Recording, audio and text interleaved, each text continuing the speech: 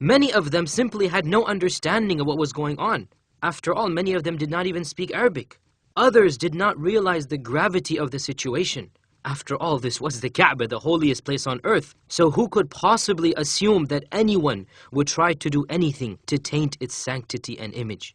But a few people immediately realized the fanaticism that was slowly unfolding before their very eyes, including the Imam of the Haram.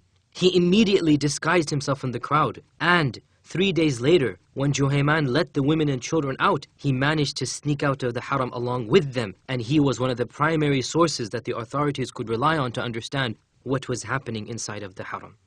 For 8 days after this announcement, the followers of Juhayman held the Haram itself hostage.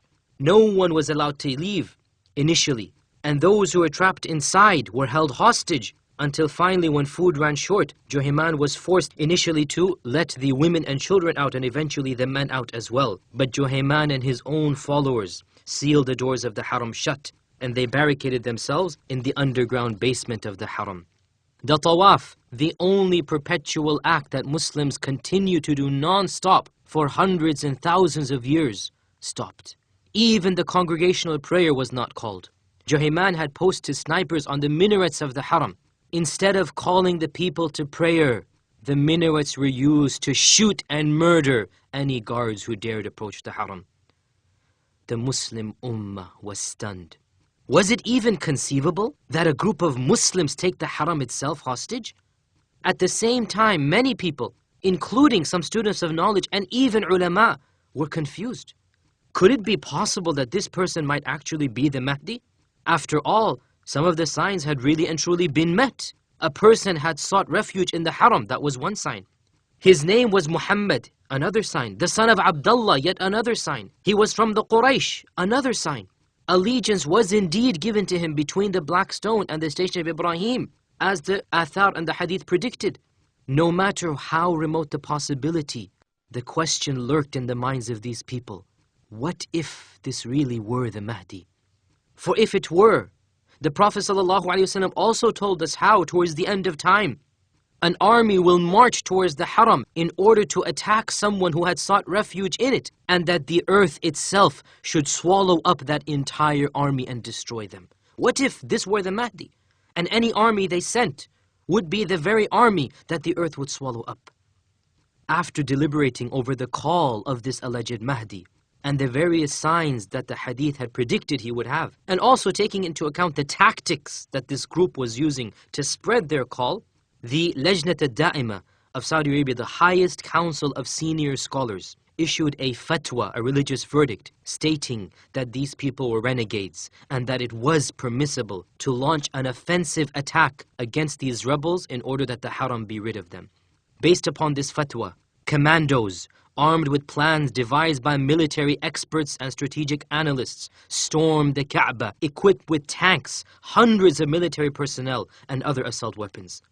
In the shade of the first house ever built on earth for the worship of Allah, the house of Allah built by the Prophet Ibrahim, an armed combat ensued.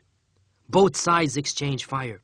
The intricate layout and architecture of the Haram proved to be advantageous for these rebels. For every pillar became a shield behind which they could hide, and the multiple floors of the Haram proved to be a veritable maze.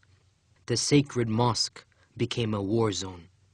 Many people were killed, including the supposed Mahdi himself. It is unclear how he died. Some rumors have it that he was killed by some of his own followers when he realized that this was a gross mistake and wished to turn himself in. In any case, when the supposed Mahdi died, many of his followers realized that this could not possibly be the Mahdi, and with his death, they surrendered themselves to the forces. Others, including Juhayman himself, who was the actual ringleader, fought on, using tear gas, throwing in smoking tires, and other ammunition. The commandos who stormed the Haram tried to extricate Juhayman and his core followers, but they had taken shelter in the basement of the Haram, and they were not able to bring them out. Finally, as a last resort, they flooded the basement of the Haram with water and threw in live electric wires. Having no option, Juhayman and his followers, battered and bruised, covered in smoke and soot, surrendered themselves. Photographers managed to capture images that still bring chills and shivers to those who look at them to this day. 61 people were caught alive. The rest, over 100, died in the battle inside the Haram. All of these 61 were soon executed in cities all around the kingdom. This incident brought to the attention of the entire world, Muslim and non-Muslim, a concept that had hitherto been neglected or sidelined for many years, that of a being called the Mahdi. What exactly is this concept of the Mahdi? Is it a superstition borrowed from other religions? Or perhaps some type of myth that Muslims have invented? A type of knight in shining armor that we use in order to excuse our own apathy and indolence? And what about the ramblings of a heretical and unorthodox group who believe that a Mahdi has been alive and hiding in a cave for the last 1200 years, secretly controlling the world and biding his time to leave? Perhaps the Mahdi is merely a figment of the imagination concocted by these groups. And finally, this figment made its way to Sunni theology as well.